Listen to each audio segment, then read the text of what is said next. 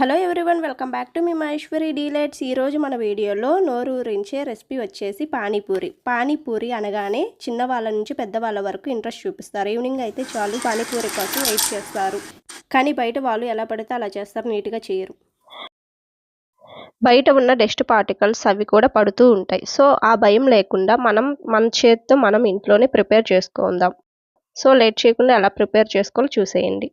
ముందుగా చాట్ మసాలా ప్రిపేర్ చేసుకోవడానికి బఠానీలు ముందుగానే నానబెట్టుకోవాలి. కాబట్టి ఒక బౌల్లోకి 1 కప్పు బఠానీని తీసుకొని వాటర్ పోసుకొని 4 or 7 hours పక్కన పెట్టుకోవాలి. ఇప్పుడు పూరి ప్రిపేర్ చేసుకోవడానికి చూద్దాం. 4 or 7 hours తర్వాత మరో బౌల్లోకి 1 కప్పు బొంబాయి రవ్వ, ఉప్మా రవ్వ అని కూడా అంటారు. ఇప్పుడు అందులోకి 3 స్పూన్స్ మైదా కూడా వేసుకోండి. మీరు కావాలంటే గోధుమ పిండినైనా యూజ్ చేసుకోవచ్చు. ఇందులోనే చిటికెడు వంట సోడాని వేసుకోండి. అలాగే కొద్దిగా ఉప్పును కూడా వేసుకొని కలుపుకోండి. ఇప్పుడు పిండి ముద్దను కలుపుకోవడానికి సరిపడా నీరును వేసుకుంటూ బాగా కలుపుకోండి. ఈ పిండి అనేది సాఫ్ట్గానే ఉండాలి. ఎందుకు అంటే రవ్వ అనేది వాటర్ని అబ్జర్వ్ చేసుకుంటుంది. సాఫ్ట్గానే కలపాలి. కలిపాక తడి క్లాత్ వేసి 10 లేదా 15 minutes పక్కన పెట్టుకోండి. ఈ లోపల మనం బంగాళదుంపని పెద్దవి అయితే 2, చిన్నవి అయితే 3 తీసుకొని ఇలా కట్ చేసుకొని ఒక ప్రెషర్ కుక్కర్లో వేసుకొని 1 కప్పు వాటర్ పోసుకొని 3 విజిల్స్ వచ్చేంత వరకు కుక్ చేసుకొని తీసుకోవాలి. ఆలు ఉడికాక పక్కకు తీసుకొని అదే కుక్కర్లోకి సోక్ చేసుకున్న బఠానీని వేసి 1 కప్పు వాటర్ పోసుకొని 4 విజిల్స్ వచ్చేంత వరకు కుక్ చేసుకొని పక్కన తీసుకోండి. ఇప్పుడు పానీపూరిలోకి ప్రిపేర్ చేసుకోవడానికి ముందుగా చింతపండు రసాన్ని తీసుకుందాం. ముందు నిమ్మకాయ సైజు అంత చింతపండుని నానబెట్టుకొని చింతరసాన్ని తీసుకోండి. మరొక బౌల్లోకి ఫిల్టర్ చేసుకోండి.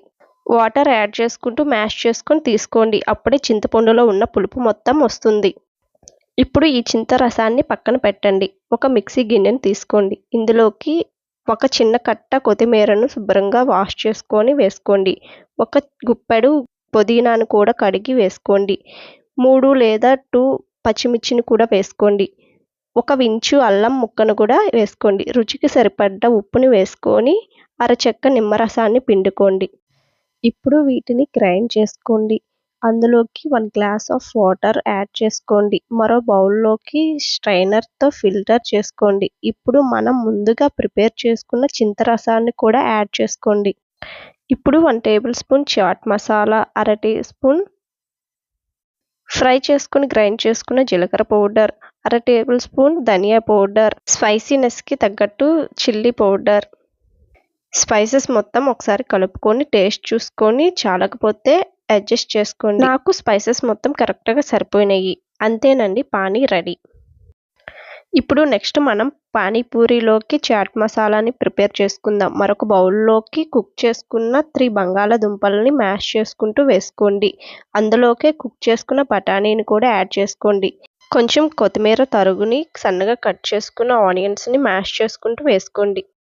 వేయించి పొడి చేసుకున్న జీలకర్ర పొడిని, 1 టేబుల్ స్పూన్ ధనియాల పొడిని, 1 టేబుల్ స్పూన్ చాట్ మసాలాని, 1 టేబుల్ స్పూన్ కారం, 1/2 టేబుల్ స్పూన్ మిరియాల పొడిని, రుచికి సరిపడ్డ ఉప్పుని వేసుకొని మొత్తం ఒకసారి కలిసేలా కలుపుకోవాలి. మ్యాషర్తో మ్యాష్ చేసుకొని పక్కన పెట్టుకోండి. ఇప్పుడు స్టవ్ ఆన్ చేసుకొని స్టవ్ మీద ప్యాన్ పెట్టుకొని అందులోకి 1 టేబుల్ స్పూన్ ఆయిల్ వేసుకొని అందులోకి అల్లం వెల్లుల్లి పేస్ట్ 1 టేబుల్ స్పూన్ వేసుకొని పచ్చివాసన పోయేంత వరకు ఫ్రై చేసుకొని కొంచెం సాల్ట్, కారము, కట్ చేసుకున్న టొమాటో పీసెస్, ధనియాల పొడి, చాట్ మసాలా, మిరియాల పొడి,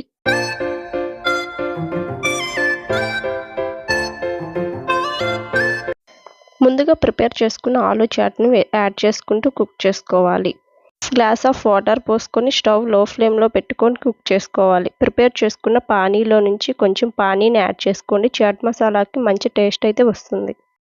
అంతేనండి, చాట్ మసాలా అయితే ప్రిపేర్ అయిపోయింది. 15 minutes తర్వాత పిండి ముద్ద గట్టిపడుతుంది. బాగా ప్రెస్ చేసుకుంటూ కలుపుకోండి. 2 partsగా డివైడ్ చేసుకొని ఒక పిండి ముద్దను బాల్ సైజులో చేసుకొని మరొక పిండి ముద్దను వెట్ క్లాత్తో కవర్ చేసుకొని పక్కన పెట్టుకోండి. ఫ్లోర్ మీద ఆయిల్ అప్లై చేసుకొని రోల్ చేసుకోండి. ఈ రోల్ చేసుకోవడానికి పొడిపిండి అవసరం లేదు. ఆయిల్తోనే రోల్ చేసుకుంటే సరిపోతుంది. చపాతీలాగా చేయండి. మరి పలుసగా కాకుండా మరి తిక్కుగా కాకుండా మామూలుగా చపాతీలాగా చేస్తే సరిపోతుంది. ఇలా చేశాక ఏదైనా ఒక రౌండ్ షేప్ గిన్నెని తీసుకొని పూరీలాగా కట్ చేసుకోండి. పానీపూరి సైజుకి సరిపడ్డ గిన్నెని తీసుకొని కట్ చేసుకొని పెట్టుకోండి. సారీ ఫ్రెండ్స్, ఇక్కడ ఒక క్లిప్ మిస్ అయ్యింది.